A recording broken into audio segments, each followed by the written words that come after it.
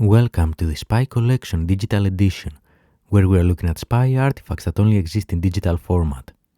This is Anastasios, and in this episode, we'll briefly cover the history behind this.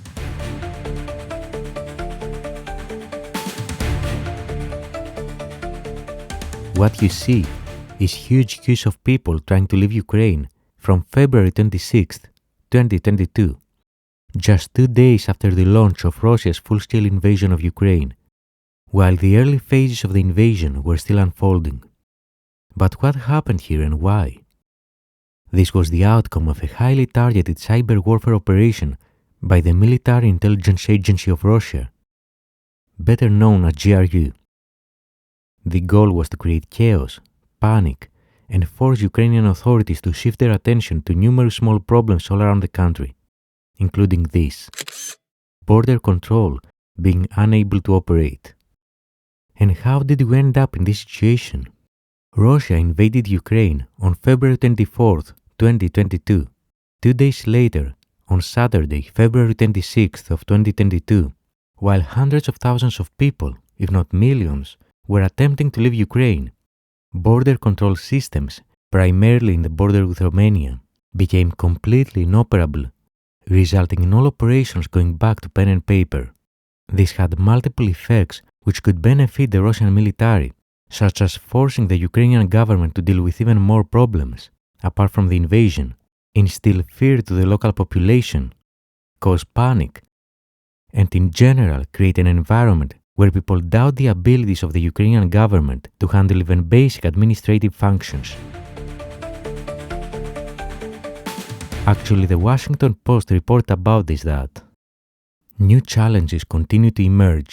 A data wiping software hit a Ukrainian border control station that was processing people fleeing the country into neighboring Romania on Friday. A cybersecurity expert at the checkpoint told the Washington Post.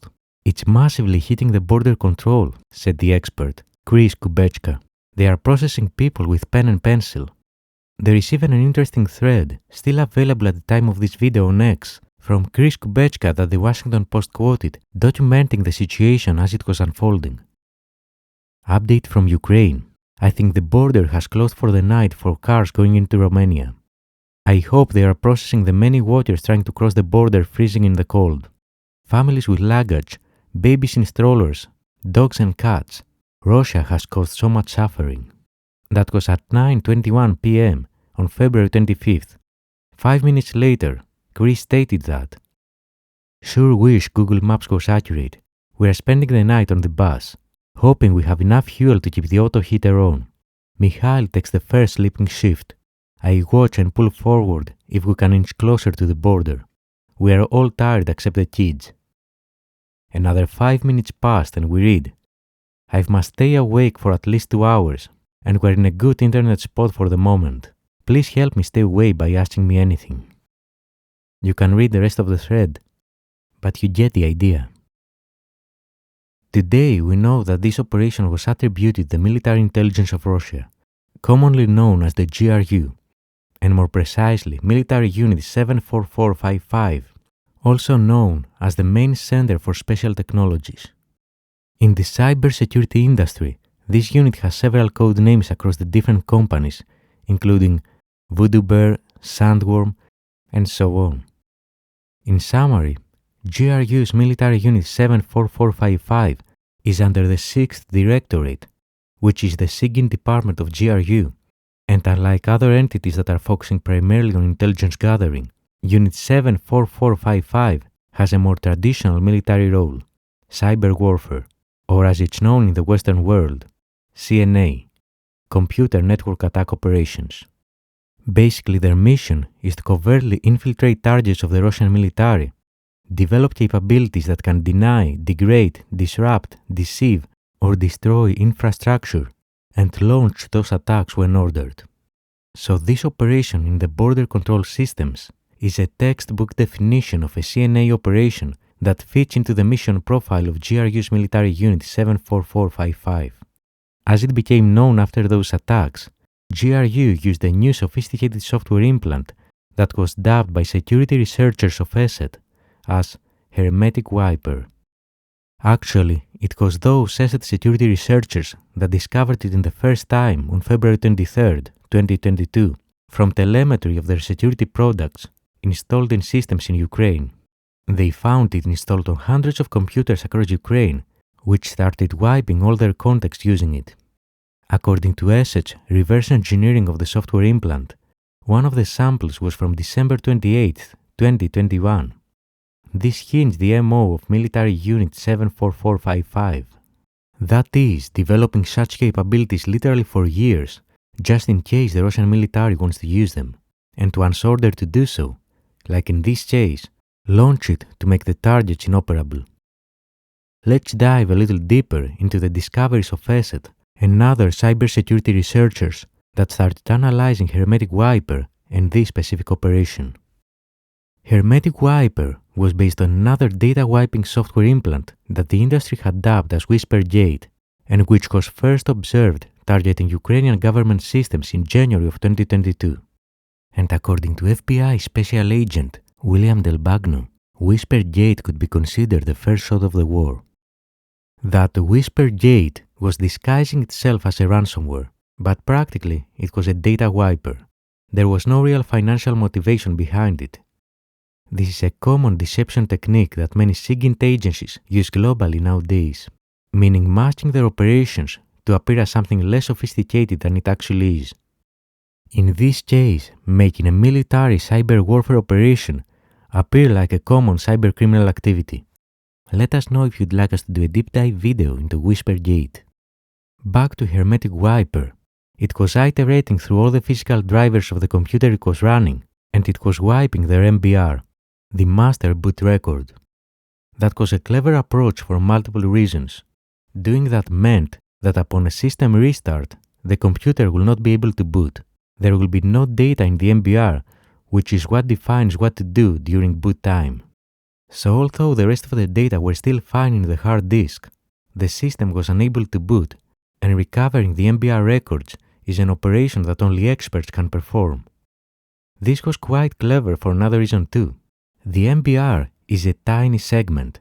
This means that the MBR wiping operation literally takes milliseconds or less to be completed. Thus significantly reduces the chance of detection or ability to respond, even if detected by the system's anti-malware. After this, HermeticWiper also deletes several other sensitive system files, so that even if the MBR wiping failed, the system would still be inoperable and all local evidence of what happened would be removed. As ESET said in their analysis, it is notable that the threat actors crafted the malware to make sure all the folders and logs are wiped, and that the victim's machine remains inoperable if the MBR wiping goes wrong. We believe it's probable that this was done to clear logs to avoid detection and attribution. In case you are curious why ESET named the software implant as HermeticWiper, is another clever detection evasion technique that it had. In modern Microsoft Windows systems, applications have to be cryptographically signed by a trusted authority. But which trusted authority will ever certify this? A covert cyber tool to wipe systems? The truth is no one, but GRU operatives had a solution to this. Remember that the discovered sample was compiled on December 28, 2021, right? That same sample was digitally signed with a certificate valid from April 2021 to April 2022. That certificate belonged to a legitimate business from Cyprus, a small video game designing business called Hermetica Digital Limited. This is how ESET came up with the name HermeticWiper. But how did GRU manage to obtain the secrets to digitally sign their software implant with Hermetica Digital Certificate? As we read in VOI, Trachonitis, the founder of Hermetica, told Reuters he had nothing to do with the attack. He said he had never asked for a digital certificate and had no idea that a certificate has been issued for his company. He said his role in the video game industry was simply to write text for games that other people put together. And further in the same article, we also read that ESET's head of threat research, Zhan-Yan Bhutan, told Reuters that there were various ways in which bad actors could fraudulently obtain code signing certificates. They can obviously get it themselves, but they can also buy it on the black market Bhutan said. Thus, it is possible that the operation went further than we previously knew, but it is also possible that the threat actor obtained this code signing certificate recently, just for this campaign. Ben Reed, director of cyber espionage analysis at Mandiant, said it was possible that a group could impersonate companies in their communication with digital certificate providers and obtain legitimate certificates that were fraudulently issued to them. Cybersecurity firm Symantec said organizations in the financial, defense, aviation, and IT services sectors were targeted by attacks on Wednesday, February 23rd. GTsST, the company that issued digital certificates, did not immediately respond to a request for comment. So it's not really known how GRU did it, but the two most likely scenarios are that they either bought it in an online black market or stole sufficient information about that company to be able to impersonate it in a digital certificate authority and obtain it on their behalf. The tradecraft in HermeticWiper didn't stop there. To perform the data wiping operations, HermeticWiper had embedded 4 drivers, all of which were legitimate software designed to perform operations on hard disks. This was first to ensure that it can perform the activities no matter the configuration of the compromised system, and secondly to evade detection. It also performed several anti-forensic steps such as disabling the volume shadow copy service VSS and wiping itself from disk by overwriting its own file with random bytes. This meant that it was only existing in the memory of the computer only for as long as it was running. And even if someone managed to recover the disk, HermeticWiper was overwritten with random bytes. ESET also discovered a self-propagating version of HermeticWiper that they dubbed as HermeticWizard. Although it had the same core functions, this one was deployed before the Russian invasion on February 23, 2022, and apart from the data wiping capabilities, it was attempting to find other computers in the same local network, connect to them, install itself, and execute. Of course, we'll leave links to all the resources in case you want to study them further. It had 2 spreading mechanisms, one using WMI and another using SMB. Lastly, another cybersecurity firm, Avast, discovered another variant of this that ESET dubbed as HermeticRansom. This was deployed hours before the Russian invasion on February 24, 2022, on Ukrainian government systems, and after wiping the data using the same tradecraft as HermeticWiper, it was displaying this fake ransomware node, again masking the cyber warfare operation as a cybercriminal activity to confuse their targets even further. Interestingly, although it was aiming to use the cybercriminal approach as their cover, there were some unusual things. Like the note itself started with a message, "The only thing we learn from the new election is we learn nothing from the old," basically rephrasing a quote from German philosopher Georg Wilhelm Friedrich Hegel, who said, "The only thing we learn from history is that we learn nothing from history." Or for example, the contact emails. And HermeticRansom had some hard-coded strings in it, intentionally left by its authors to be readable by the cybersecurity experts that will reverse engineer it. 403 refers to the HTTP code for access to the requested resource is forbidden, but here the GRU operatives did a word play with forbidden and for Biden, making references to the then US President Joe Biden and the White House. So we covered who did it, why they did it, what they did, and partially how they did it. We say partially because everything we mentioned starts after HermeticWiper was installed. But how did it go there in the first place? According to ESET, the initial access vector is currently unknown, but we have observed artifacts of lateral movement inside the targeted organizations. In one entity, the wiper was deployed through the default domain policy, GPO. In layman's terms, GRU hackers were able to infiltrate one or more computers of their targets, and from there, they started to covertly move from one machine to the other into the network until they were able to get privileged access and use that to covertly deploy HermeticWiper in all the computers of the network. After that, they were just waiting for the order from the commander to launch it. That initial access was likely months, if not years, before the launch of the data wiper. Actually, as entire gives us a hint into how that initial access happened. They said in their analysis that we recommend implementing the following controls to help secure your organization against the HermeticWiper and party ticket malware. Ensure that Microsoft Exchange and Apache Tomcat servers are patched and up to date, specifically ensuring your organization has patched, and then they list a series of known vulnerabilities in those two popular server applications. Those vulnerabilities, if not patched, can allow an adversary to exploit them and gain access to the servers that are running that software. And from there, do what we just described. Move laterally into the organization, obtain privileged access, and compromise all of the systems. But they continue that patch any externally facing application and devices on an ongoing basis. Conduct regular vulnerability scans to ensure your team is staying on top of identifying and patching all known vulnerabilities. Once again, giving us an indication that the initial access that GRU used was the exploitation of vulnerable internet-facing applications and devices.